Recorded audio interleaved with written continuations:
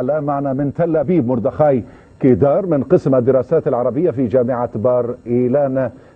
سيد مردخاي، هذا القرار هل هو دق مزيد من الأسافين في نعش المفاوضات الفلسطينية الإسرائيلية؟ أنا حقيقة لا أفهم هذا الكلام. هل على إسرائيل أن تبحث عن إذن من أين في العالم؟ هذه عاصمتنا منذ 3000 عام، وكنا هناك عندما كان آباؤكم يشربون الخمر ويعيدون البنات ويعبدون العزى واللات والمنات، فلماذا علينا أن نتكلم عن هذا الشيء؟ هذه هي مدينتنا من 3000 عام وإلى أبد الآبدين. يا أخي إذا كنت تريد عفوا سيد مردخاي، عفوا إذا كنت تريد أن تتحدث عن التاريخ أيضا نحن نتحدث عن القرآن.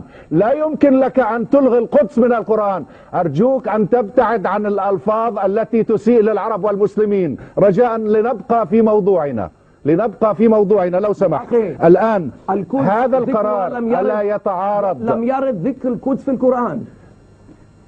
سبحان الذي أسرى بعبده. ذكر القدس لم يرد في القرآن طيب ولو مرة واحدة. يا سيدي لنتحدث بالسياسة. عفوا لنتحدث بالسياسة. الجزيرة لنتحدث بالسياسة لو سمحت.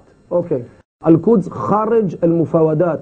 القدس لليهود نكتة. لا يمكن الكلام عن القدس بأي شكل من الأشكال، وأنتم تعيدون هذه القضية مرة بتلو الأخرى.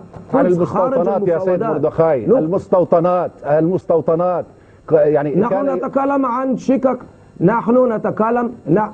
يا أخي نحن نتكلم عن شقق جديدة داخل مدينة القدس. أنت تتحدث عفوا سيد مردخاي تتحدث عن بناء حوالي 1000 وحدة، وكان هناك قرار بإقامة 10,000 وحدة وتم وقف هذا القرار، والآن تتم عملية تسريبات من تحت الطاولة 1000 2000 3. يعني القدس ربما ستشمل الضفة الغربية بعد ذلك، أليس كذلك؟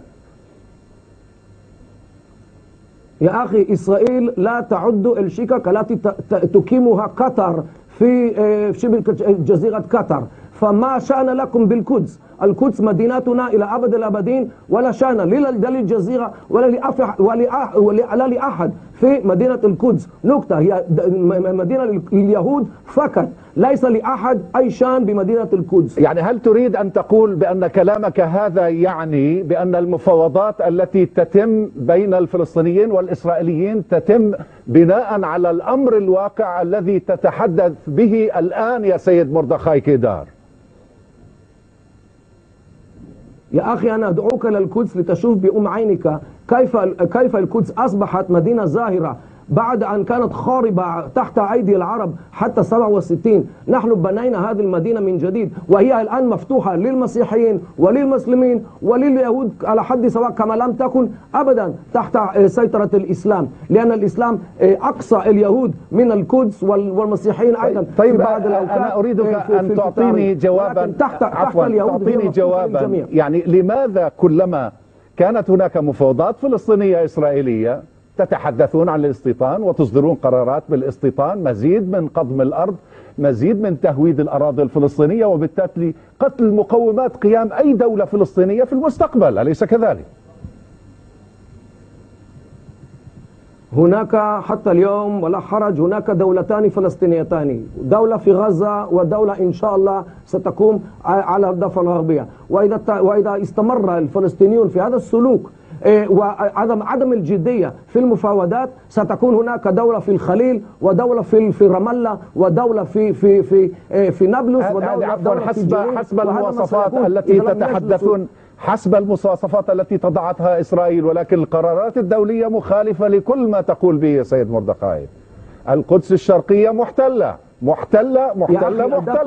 الكل يعرف بذلك.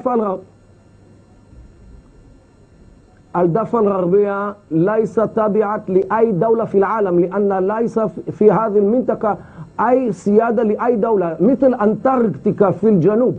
ليس الأردن كانت محتلة لهذه الأرض. ليس في الضفة الغربية أي سيادة لأي دولة.